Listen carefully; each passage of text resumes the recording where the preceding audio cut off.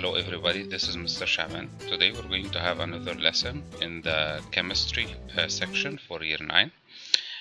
This lesson is talking about the trends in some other groups. We have discussed the trend in group 1 and we said group 1 is the metals. So the trend was as we go down the group 1, the melting point and boiling point decreases, along with the size particle is going to increase as we go down. Right now we're going to discuss the trend in other groups. So the learning objective of today's lessons are by the end of the lesson you need to know that the elements in each group share some properties. The elements in group 7 react less vigorously as you go down the group. The elements in group 8 have all their electron shells full and don't react to form groups. The keywords of today's lessons are halogens, inert, and noble gases. So let's start our lesson. In group 7, the halogens.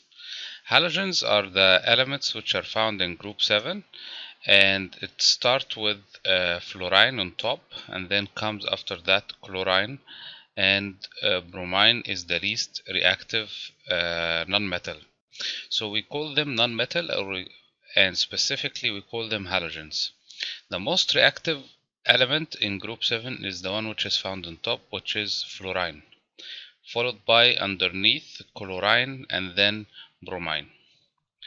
Not only that, but also the halogens are considered to be the most reactive nonmetals, and majority of them are found gases in the room temperature because they have a boiling point which is below the room temperature. Let's first discuss the structure of the atom for fluorine and chlorine. Fluorine, as we know, we have the nucleus inside. Fluorine has overall 9 electrons. 2 electrons in the first energy level, and then followed by 7 electrons in the last energy level. 1, 2, 3, 4, 5, 6, and 7. If you're going to look at the fluorine has 9 protons, 9 electrons, and 10 neutrons. If you're going to look into the chlorine, you're going to find similarities and differences. We said fluorine come on top, and then underneath the fluorine we have the chlorine. So as you go down, the energy levels increases by 1. So over here fluorine has 2 energy levels while chlorine has 3 energy levels because it's underneath it. First energy level has 2 electrons, second energy level has 8 electrons, and the last energy level has 7 electrons. So the similarity between the fluorine and the chlorine, that both of them have 7 electrons in the last energy level. Do you remember group 1? Yes, group 1 shared the same feature. We said the number of electrons at the last energy level for group 1 were all the electrons were 1 electron in the last energy level, same as the group 7. In group 7 we have also 1 electron, we have 7 electrons in the last energy level. So it's based on the group number. We're discussing group 7, remember? Group 7, so we should have 7 electrons in the last energy level. If we're discussing group 1, then we should have 1 electron in the last energy level. Okay, for the chlorine, it has 17 proton, because we said proton and electrons are the same as we have 17 electron, so we should have 17 proton. And inside the nucleus we also can find 18 neutron along with the protons. So let's compare the group 8 elements. Group 8s are called noble gases. These noble gases are gases that cannot react. They don't react at all. They are very stable as they are in one atom.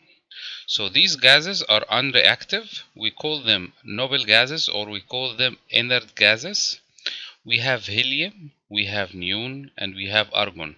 So on top we have helium, that's the first element in group 8, followed by neon and then argon. I'm going to discuss with you the atomic number, the mass number, electronic structure, melting point and boiling point.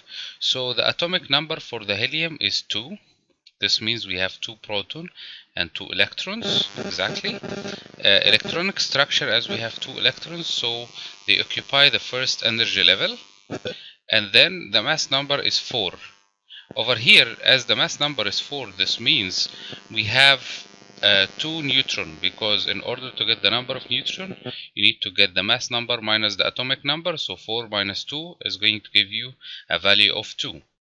The melting point of this gas is minus 270. So at minus 270, the helium changed from solid to liquid. That's a very, very low temperature. That's why we cannot find a helium as solid around us.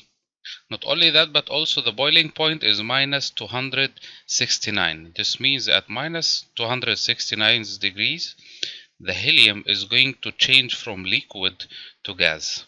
And as the room temperature is 25, so we are going to find the helium as gas. Why? Because the boiling point minus 269, so this means that at this temperature you're going to have the helium as gas, and this temperature is a very, very, very low temperature, which is not going to be found as the surrounding. Second element is the neon. Neon has atomic number of 10. This means that it has 10 protons and it has 10 electrons. The electronic structure of the neon 2-8, first energy level, take maximum 2 electrons, and the other 8 electrons are going to occupy the last energy level, or the second energy level, which is 8. So the mass number for the neon is 20. This means we have 10 neutron, because we're going to get the mass number minus the atomic number in order to get the number of neutrons. Melting point is minus 249, and the boiling point is minus 246. This means also neon is going to be found as a gas, because this temperature, the boiling point, is below the room temperature. Set boiling point is the temperature at which the liquid changes into gas, and the melting point is the temperature at which a solid changes into liquid. Then argon. Argon is atomic number. Its atomic number is 18, 1-8. So it has 18 proton and it has 18 electron. The electronic structure for the argon is 2-8-8. So we have 18 electrons. The first electrons, the first 2 electrons, are going to occupy the first energy level. Then we're going to have 16 electrons.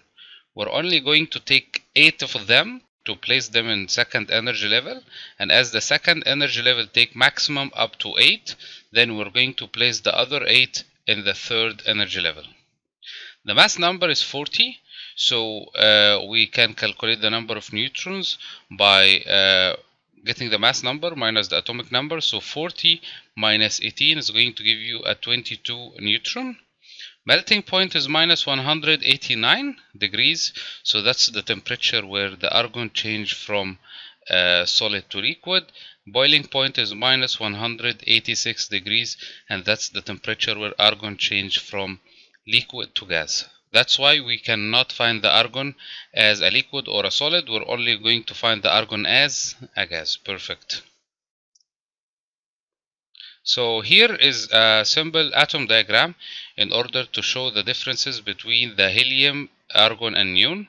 So as you can see, helium has 2 electrons in the first energy level, 2 protons, 2 neutrons, 2 electrons. Neon has 10 electrons. The first 2 are going to occupy the first energy level. The other 8 are going to occupy the second energy level. It has 10 protons, 10 neutrons, and 10 electrons. On the other hand, the argon has 3 energy levels. It has 2 first energy level, 8 second energy level, and 8 third energy level.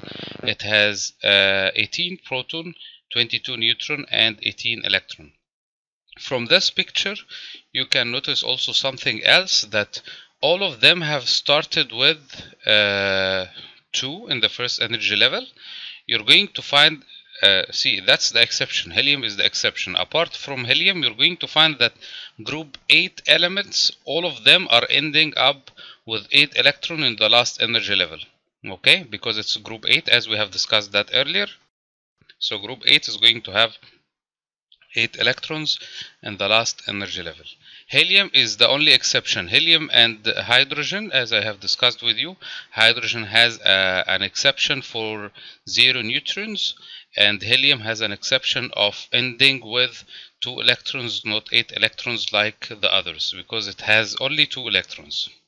So as you go down the group, you're going to find that the size of the atom increases. Here is the smallest atom. As you go down, the number of energy level increases. So we have 2 energy levels, and over here we have 3 energy levels. This is a question I want you to double check the answer. Just take a minute until you figure out the answer, and then we're going to revise the answers together.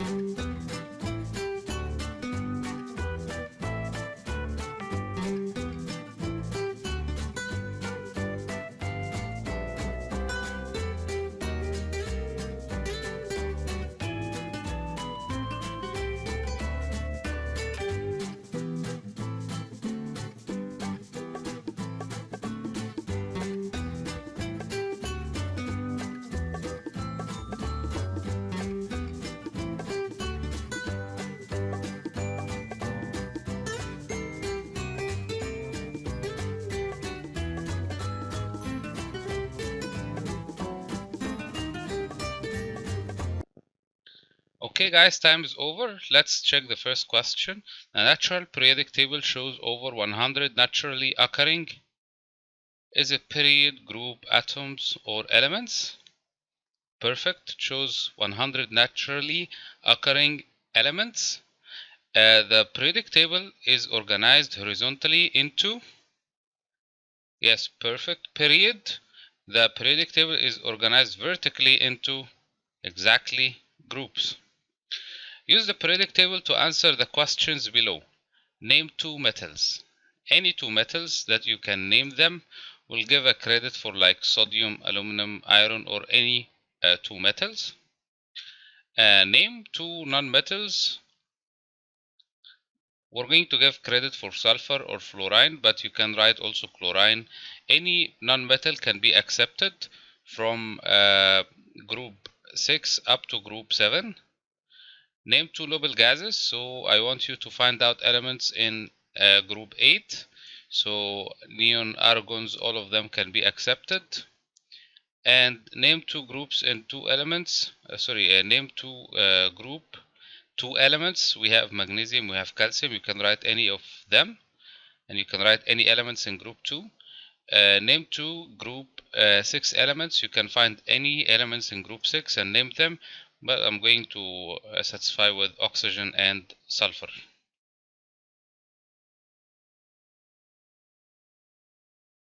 In today's lesson, we have discussed the trend in group 7 and group 8. I hope you have enjoyed today's lesson. In today's lesson, we have discussed the trend in group 7 and group 8. We have taken the similarities between the elements, and we have taken how these elements share the same properties. We have reviewed the electronic structure for each of these elements. Stay safe and see you next time.